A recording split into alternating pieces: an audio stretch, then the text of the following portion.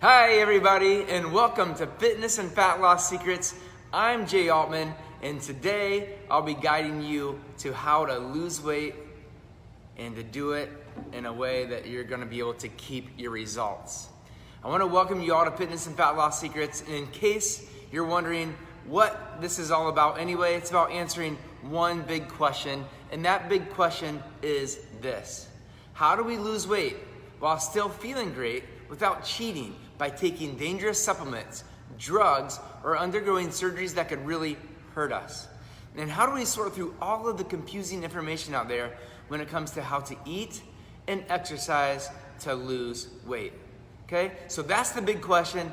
This Fitness and Fat Loss Secrets has your answers. That said, if you are currently on your journey and you're in this body here and you're trying to get to your new body, if you are stuck in any way, if you're stuck in terms of knowing what exercise to do, if you are stuck in terms of knowing what to eat or when to eat or anything about eating, if you are stuck, maybe you know about those things, but you're stuck in being motivated to do what you already know. If you're stuck in any of those areas, please ask your questions below and I'm gonna help guide you so that you can get unstuck and get to where it is you wanna go, okay? All right, you guys, I'm very excited.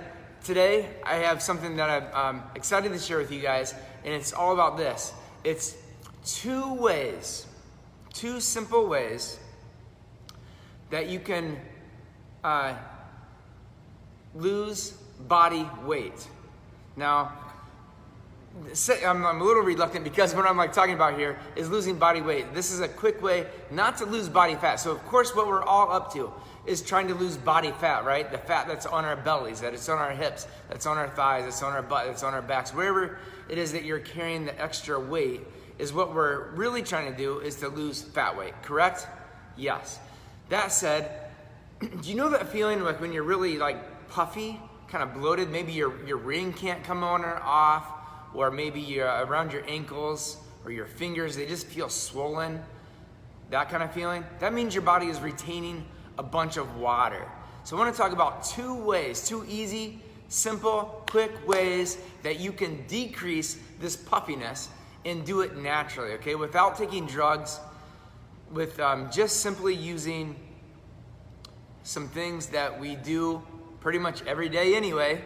I want to share with you what those things are, the two ways to get this puffiness, this body water down, okay?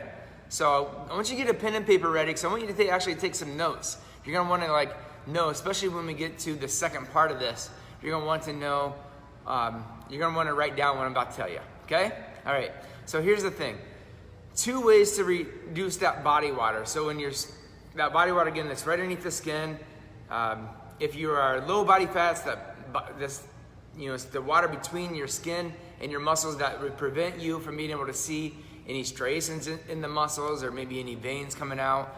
If you are more overweight, it's gonna be that general sense of puffiness, heavy, bloated feeling. That's a lot of times the feeling you'll have when you are retaining a bunch of water, okay? So, ironically enough, the first thing you're gonna do when trying to reduce total body water, get your body water down, that puffiness down, is to actually increase your water intake. Now, in the past, we have talked about having half your body weight in ounces of water every day. And that is the general guideline, and I want you to stick to that, okay? So for example, if you are 200 pounds, you should be drinking per day, spread throughout your day, 100 ounces, okay? So again, if you're 200 pounds, 100 ounces. If you're 300 pounds, 150 ounces, and so on. That's the general guideline. Now, another way that you can tell is if you are close, you've tracked this for a few days and you know you're close, one of the ways that you can tell if you are acutely dehydrated would be by looking when next time you go to the bathroom, look at your urine. Is your urine really yellow? Does it have a lot of smell to it? If it does, that's a strong sign you're probably dehydrated, okay? Now, if your water runs pretty clear and doesn't have much odor to it, that's a sign you're probably pretty hydrated. So that's a great sign, okay? So you can use those as your indicators as well, but definitely use that guideline of half your body weight in ounces of water per day. Now, with the water, a couple things that are real important. One is you want to make sure you have that water consistently throughout your day. So this does not mean you wake up first thing in the morning and you chug down, if you're 200 pounds, you chug down as much as you can of your 200 ounces for your day and think you're going to be pretty good. What will happen there is your body will get overwhelmed with water. It will hydrate you, but it also will overwhelm your system, and you'll pee a bunch of that water out within about an hour, hour and a half after having the water. So what you want to do instead is, when you first wake up, drink some water. About 20 ounces works for most people.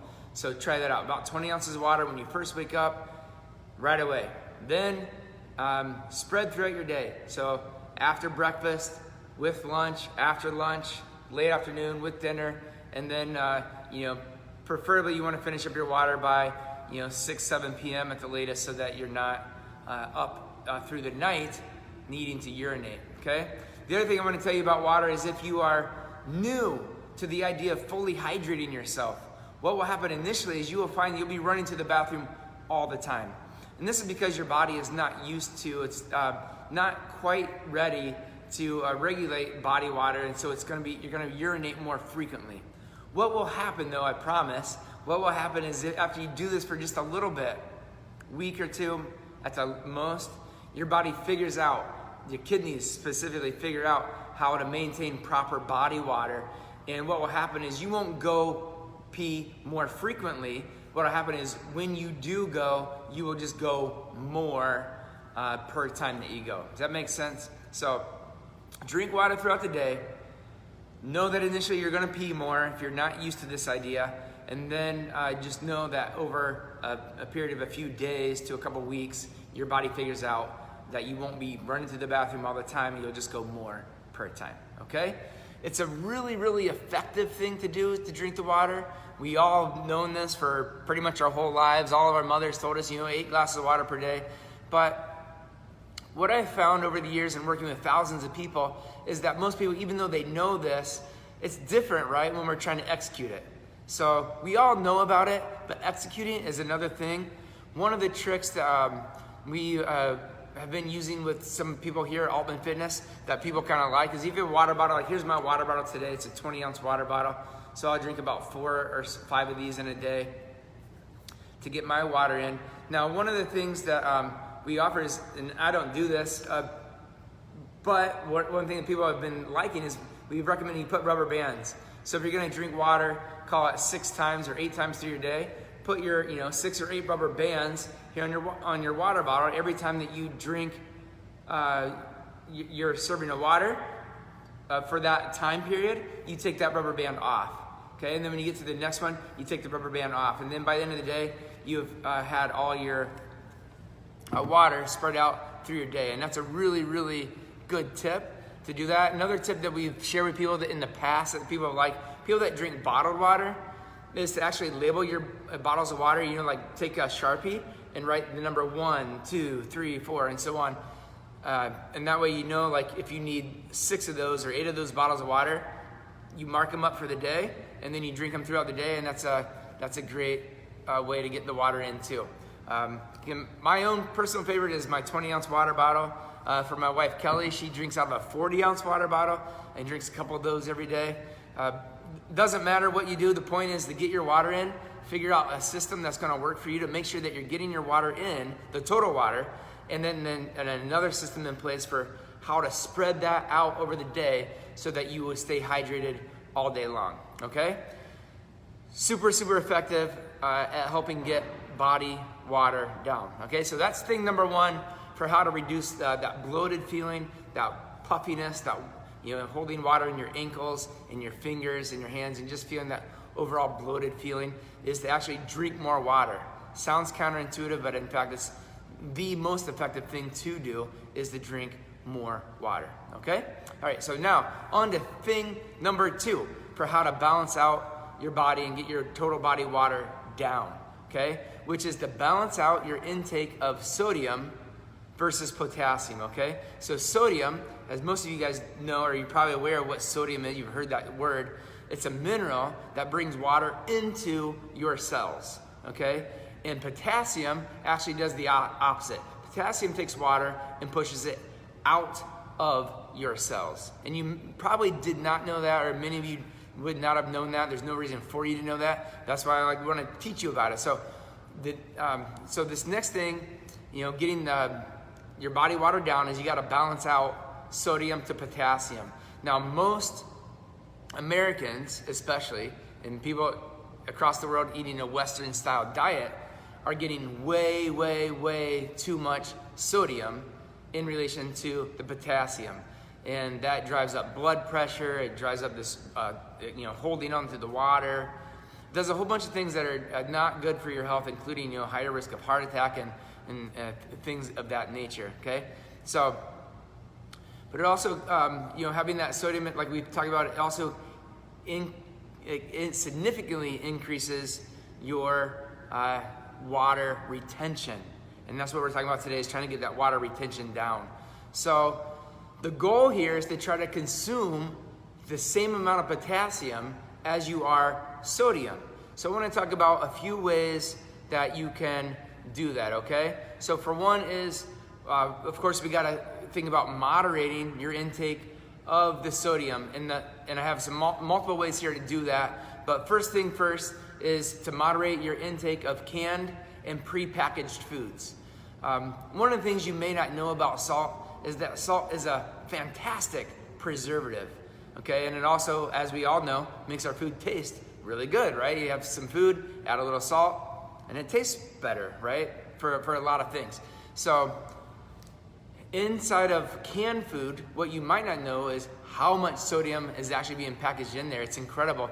A lot of times if you have a canned soup in your cabinet right now, I'd encourage you to go check it out. And what you're gonna find is there's probably 300, 500, 600, maybe even 1,000 milligrams of sodium in one can of soup. And it might even be saying per serving. So the bottom line is, like, canned soups, packaged foods are loaded with sodium.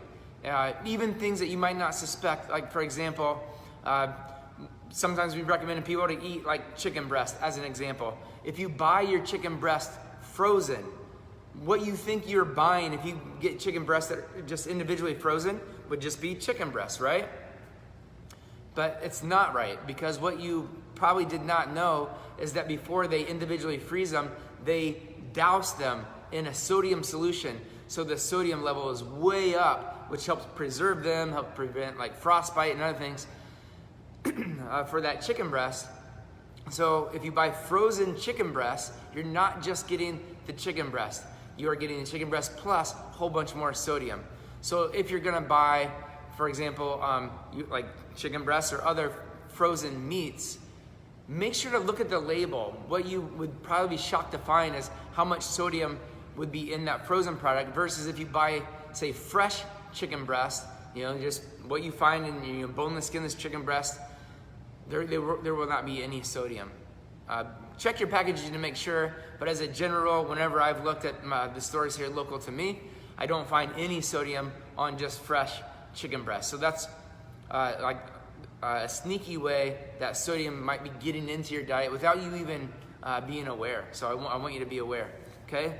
As a general rule though, anything that comes in a can or comes in a package, the sodium levels are gonna be off the charts. They're gonna be crazy high, okay? So you wanna really, really be careful when buying those things. If you are buying, for example, like canned, like tomatoes, tomato sauce, things like that, you can find no sodium or low sodium versions of those products. Hopefully they're in the stores where you're at, and if not, you can definitely find them at online retailers such as Amazon or Walmart or Target, and they will ship those to your house. The low or no sodium preferably, especially if you know you have a high blood pressure problem, if you're overweight and could be at higher risk for heart attack or stroke. You want to be searching out these low sodium options, okay? And then of course, not going overboard. Once you do prepare the foods, whatever fresh foods you're preparing at home, you don't want to douse them in tons of sodium.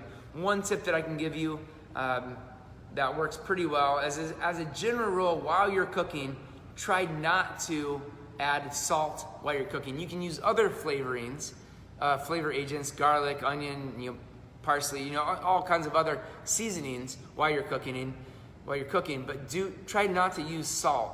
And then wait till the food actually gets to your plate and just give it a little bit of salt. What you'll find actually, if you do that just having that salt right there on top, especially if you use a nice finishing salt, like a flaky salt or a coarse salt, it'll give you a lot of salt flavor, and you don't have to use a lot of total sodium to get tons of flavor, which is really cool to know about. Okay. The next thing then is, instead of using regular like table salt or even sea salt, as I know a lot of you have switched over to, for salting up your foods to get that flavor, I want you to consider using, at least sometimes, if not all the time, depending on who you are. Again, if you have high blood pressure, you're at high risk for heart attack, stroke, that kind of thing, you should consider not using any sodium, at least for a period of time, to help balance this out. And then what you can switch to, though, there's another kind of salt that are called potassium salts. And there's a couple of brands I'm aware of. There's maybe other brands that I'm not aware of, but in my local stores here, there's a brand called No-Salt. And it is just a potassium salt. And there's also another brand called New Salt, and it's spelled N-U Salt, N-U-S-A-L-T salt. Those are a couple brands, at least I'm aware of. There's probably others out there, but search them out. Search out potassium salts. Most grocery stores carry these. They'll be in your salt section. Maybe a lot of times I find them in my local stores. They're like, if salts are on the second and third shelves or whatever, these salts will be underneath that oftentimes, kind of down low. But look for these potassium salts, and if you're unsure, ask someone at your local grocery store. If they don't carry them, they can get them in. And if they're unwilling to get them in for whatever reason, again, you can also turn to those online retailers, Amazon, Walmart, Target, to get these potassium salts. And that is really great to know too, to help you balance out the sodium, potassium, so you can get your the balance of those two more in line. Okay. Now, the next thing I want to talk about to get your sodium and potassium balanced out is some what I'll call diuretic foods that have more potassium in them that helps pull body water out. And this is not a complete list, but it's a list of foods that will help you get that total body water out, okay? So here's a few of those. One is asparagus. This is where I want you to write down. So if you're looking for foods to help you get body water off, like get bloating out of your body, include more of these foods. And it doesn't matter exactly how you include them. You can include them raw. You can include them into soups. You can saute them. You can roast them. Any way that you can get them into your body, do it. They're gonna help you out, okay? So one is asparagus. 2, beets. 3, cabbage. Then celery, cranberries, cucumbers, garlic, parsley, watermelon. Now these are some of my favorites. These are ones I know do a really nice job. There are others. You can search them up. Google search diuretic foods, and you'll come up with some other foods and drinks, by the way. Like for example, coffee is also diuretic. Green and black teas are diuretic because of the caffeine that's there. That's a diuretic. So having those in at least moderate amounts can help you also get your total body water down. But I like really to stick to these foods. I'm going to say them one more time in case you are writing them down. I want you to get these written down. So one is asparagus, then beets, cabbage, celery, cranberries, cucumbers, garlic, parsley, and watermelon. So including those on a regular basis can really go a long way in helping you get your total sodium to potassium more in balance, which is the goal for that, okay? And then lastly, what I have for you is to watch out for sodium content of sauces and dressing. So oftentimes condiments like ketchup, mustard, soy sauce, like many sauces and things that you might have, condiments in your refrigerator or pantry will have very high levels of sodium. So look for the low sodium versions of those things, and also consider with those things is either low sodium. And by the way, I want to point out, like, if you buy low sodium, like ketchup, for example, it will have sodium, but if you also look on the back of the label, the way that they get it to still taste salty is by adding potassium. The same thing I just asked you to include anyways. So they're just adding potassium salts for you. And the same thing for if you look for low sodium, like canned foods or canned soups, oftentimes what they're doing, and I found this like on every label that I've looked at, is like the sodium will be one thing, and just underneath that you'll see potassium as a really much higher number. That's so you still have the salty taste. Because if I put potassium salt on your hand and you licked it, and I said, what is it? You'd be like, it's salt. And because you can't necessarily, taste the difference there. So I want you to know that it's like, taste-wise, same thing. What it does in your body though, really different, right? We talked about sodium, pulls water into your cells. Potassium pushes water out of the cells. All right, you guys? That's what I have for you today. So just a quick review. So again, what we're talking about today is how to reduce down total body water to reduce your weight. And the ways you know if you're swollen, just general feeling of feeling bloated, puffy. Oftentimes you can't get rings off the fingers, that kind of thing. Or you feel swollen around your ankles, your feet feel thick and full, your ankles feel full, and maybe you push in your skin and it's leaving dip marks, those kind of things. That means you're really retaining a lot of water. So the first tip was to increase your water, and you can go back and review specifically what we talked about there for the water. And then the second thing was to reduce sodium into your diet, and then include foods that are more potassium rich. All right? All right, guys, thank you so much. I appreciate and love you all. I'm super happy that you continue to show up for yourselves. You show up here, it's a sign that you love yourself, that you're taking care of yourself, and that's a big deal, and I want to celebrate that with you. If you have not already, just above these videos, I always include some links for some free resources and some other resources that are not free. There's several things there. Just look above this video. You will find various things that can really help you out. Again, download them, the things that are free. Feel free to share them with anybody that you feel like could get benefit out of them. And if you get benefit out of them too, please ask, please download them, use them. If you have questions, ask me your questions just below this video. I will either answer them specifically right back to you, or I will be covering those subjects live here on our weekly Fitness and Fat Loss Secrets live question and answer sessions. Okay? All right, guys. Till next week, remember, every single week I'm live here to help you go from where it is you are to where it is you want to go. Have a great week. Stay warm. I know it's getting cold here in Minnesota. It's rainy and cold, and boo on that. But hopefully it's nicer where you're at. And anyway, make the best of it no matter what. And we'll see you guys next week at 10:45 on Wednesday. Bye for now. Talk soon. Bye.